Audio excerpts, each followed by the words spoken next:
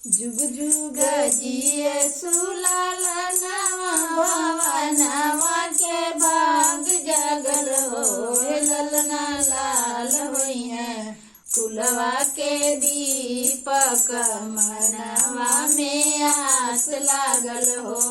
ललना लाल होइए कुलवा के दीपक मनवा में आस लागल हो। अखिया तवेद से बाबा के नकिया माई के हो। ललना मुहावा चंदवा सूरजवा त सगरो जोर भइले हो। ललना मुहावा चंदवा सूरजवा त सगरो जोर भइले हो। जुग जुग जिए सुलालनवा भवनवा के भाग जागल हो।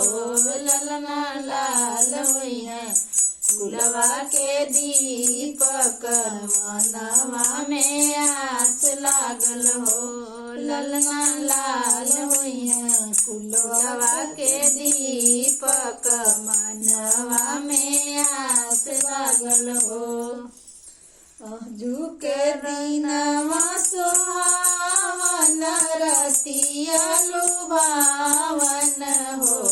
ललना भौजी के होरिला जनमल होरिलवा बड़ा सुंदर हो।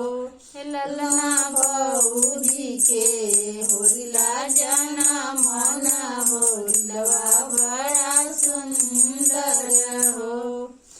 सासु सोहागिन बड़ी भागिन अनधन लुटावेली हो।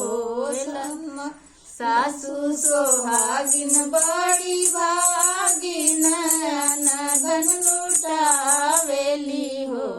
ललना लाल होइना कुलवा के दीपक मनवा में आस लागल हो। ललना लाल भइला कुलवा के दीपक मनवा में आस लागल हो। जुग जुग जिए सुलालनवा भवनवा के भाग जागल हो। ललना लाल होइना कुलवा के दीपक मनवा में आस लागल हो। ललना लाल होइला कुलवा के दीपक मनवा में आस लागल हो। अखिया तहागे जैसे चाचा जी के नकिया चाची के हो। ललना मुहावा चंदवा सूरजवा त सगरो जोर भइले हो। ललना मुहावा चंदवा सूरजवा त सगरो जोर भइले हो। जुग जुग जिए सुलालनवा भवनवा के भाग जागल हो। ललना लाल होइए कुलवा के दीपक मनवा में आस लागल हो। ललना लाल होइए कुलवा के दीपक मनवा में आस लागल हो। आजू के दीनवा सुहावन रतिया लुभावन हो। ललना भौजी के होरिला जनमला होरिलवा बड़ा सुंदर हो। ललना भौजी के होरिला जनमल होरिलवा बड़ा सुंदर हो।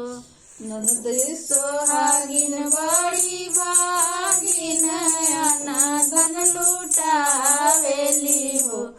ललना लाल होइना कुलवा के दीपक मनवा में आस लागल हो। ललना लाल होइया कुल कुलवा के दीपक